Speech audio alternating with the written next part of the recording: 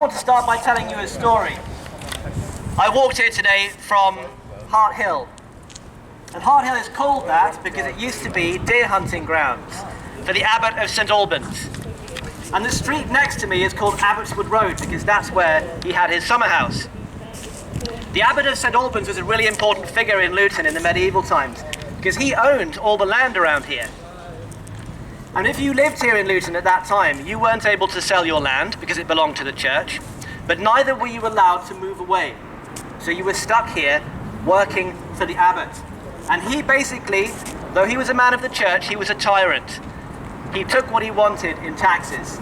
And if you disagreed with him, he had a private prison, he would put you in it. Worst of all, he brought in a new rule that the peasants of Luton were no longer allowed to grind their own grain. They had to take it to his mill and pay for the privilege. And this, of course, is a form of oppression which is as old as the hills. You control the means of production and all the profit comes back to you. Well, in 1274, the peasants of Luton had enough of this and they got together, they formed a protest, they got themselves organised and they held a protest march from here in Luton down to St Albans to make their case to the abbot. Protest is how we hold unjust power to account. Whether that was the medieval church in the old days, whether it's the fossil fuel companies today that are destroying nature and that are robbing a sustainable future for our children, whether that is white power structures that hold people of colour back year after year, whether it's systems of male privilege that threaten the safety of women and girls. Protest is how we stand up to these powers.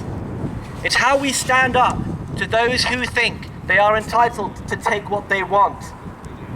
Whether that's the atmosphere and the trees and the fish and the water and the land. Whether that's the safety of people. Whether it's our freedom. Whether it's our civil liberties. It's how we stand up to those who would take away our breath, whether that's from pollution or from violence. Protest is how we stand up.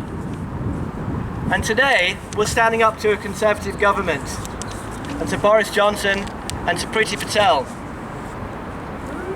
Now, thank you for your boo.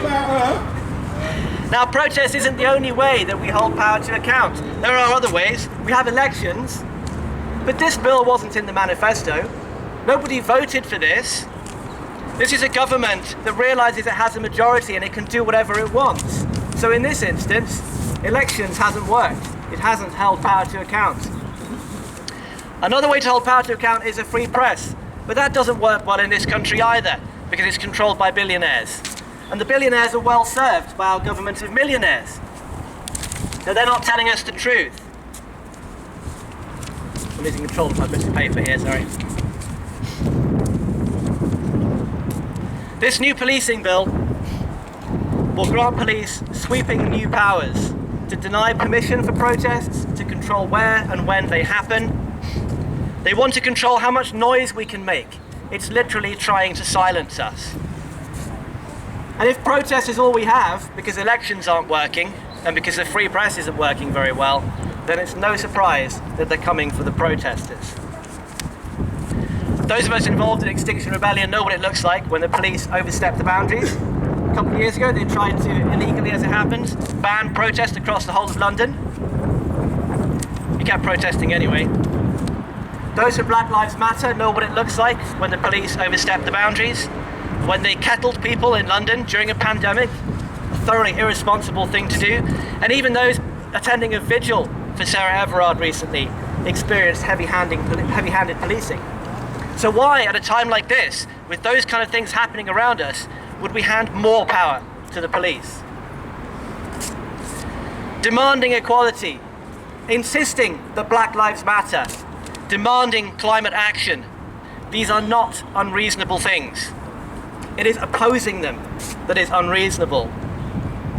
Rather than fixing the problems, the government is going after those who are demanding the solutions. And you know what? They've forgotten what protest has won for us in the past. protest is annoying, it is disruptive. When we do this, we are annoying, we know that. But if it wasn't for the suffragettes, Priti Patel wouldn't even have the right to vote, let alone the right to be a member of Parliament and Home Secretary right now. We mustn't forget what protest has won for us in the past. Protest brings progress. It breaks open new possibilities. And so we will not let the government stand in the way of a fairer and more sustainable future. And so we will protest. And we will not be silenced. Now let me come back to those medieval peasants that I began with. That protest march in 1274 was ultimately not successful, but neither was it the end of the story. You see, if you look around you now, there's no abbot of St Albans in charge of Luton anymore. There isn't even an abbot of St Albans. There's a bishop now. Years later, those protests sprung up again, and this time it wasn't just in Luton. During the Peasants' Revolt, protests spread across the whole town, the whole country.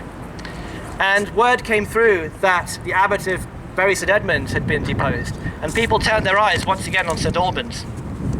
And a delegation was sent to London to petition the king, but people didn't wait for their return.